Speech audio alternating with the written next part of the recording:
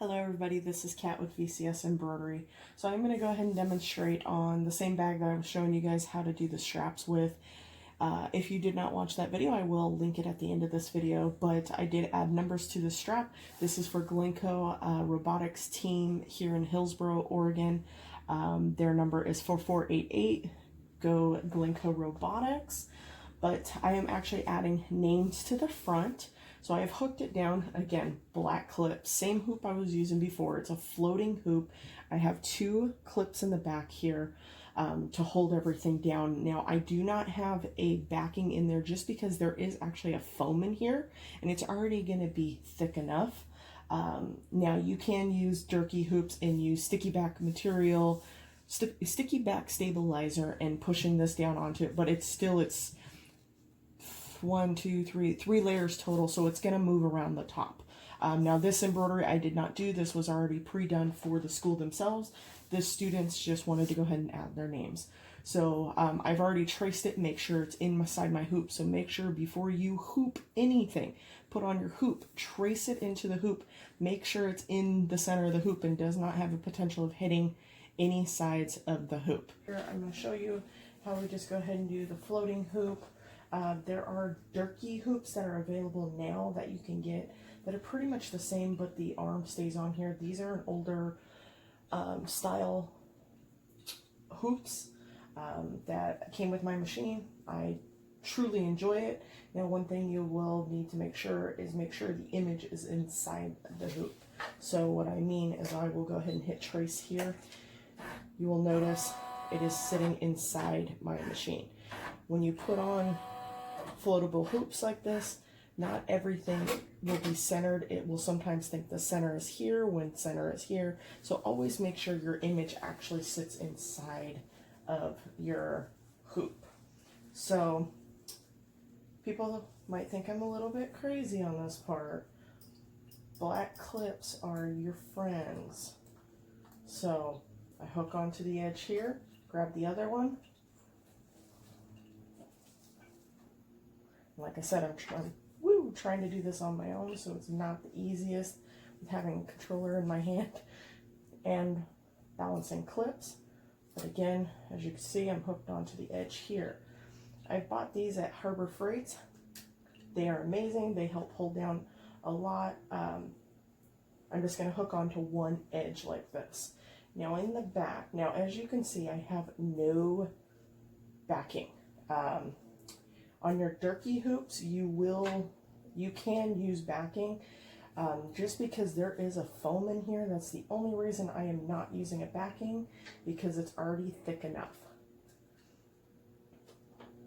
So I am shoving this between my hoop, and the arm that comes with this, making sure it does not hit the machine, which it does not, because it is at the lowest point currently.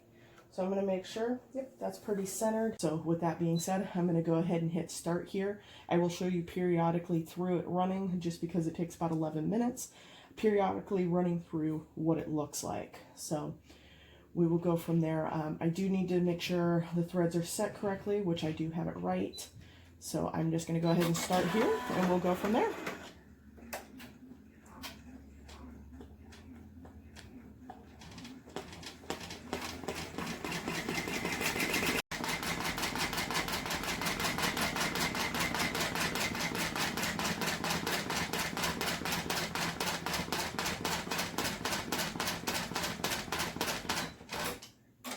As you guys can see, there is a tail. I'm not too worried about cutting it. I'm just stopping right now to see if I can get it to kind of move over a little bit. And I don't think, there we go. So I'm just going to go ahead and go like that. We're going to keep going here. But I'm going to show you each letter, just kind of how it's going, and we'll go from there.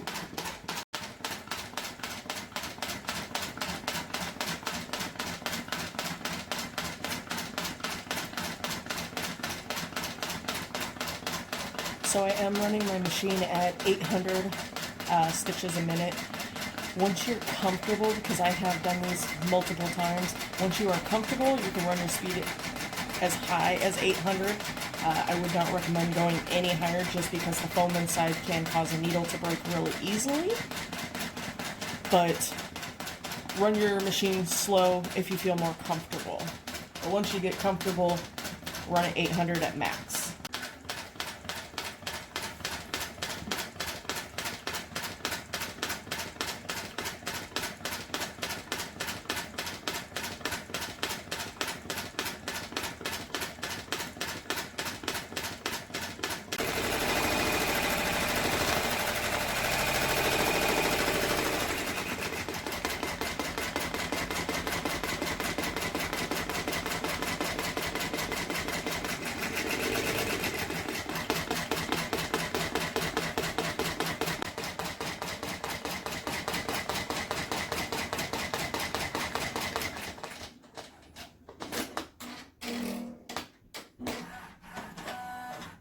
Okay, so I just have a little bit of a cleaning here to do. I did have to lift my hoop a little bit, which I'm actually not even touching the hoop. The hoop is right in that area. I was just more holding the bag up. The hoops, especially if there's weight on them, they'll kind of smack your inside arm. But I just literally lifted up the hoop a little bit, then it started working out just fine. I will just cut that away. It won't really matter. Still looks like an E, still looks pretty good. I'm going to go ahead and remove these all from the machine.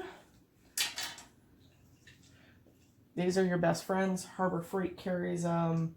I know you can get them on Amazon as well. They've been my best friend. Really do enjoy using them. So that's what it looks like. I just have the string to go between the letters to cut, and then just at the end of that E. But other than that, just like I said, this one is not done by myself. This is by a different company, but the kids wanted their name on it and also number on the strap. Now, again, I will link the video at the end of this, how to put a letters or numbers onto straps, or even a design if you wanted to onto the strap, how I hoop it with this machine, and go from there. But please feel free to hit subscribe, comment if you have questions, or if you're wanting to learn another video or you have ideas, let me know, and hopefully we'll see you guys on the next video. Thank you so much and have a great day.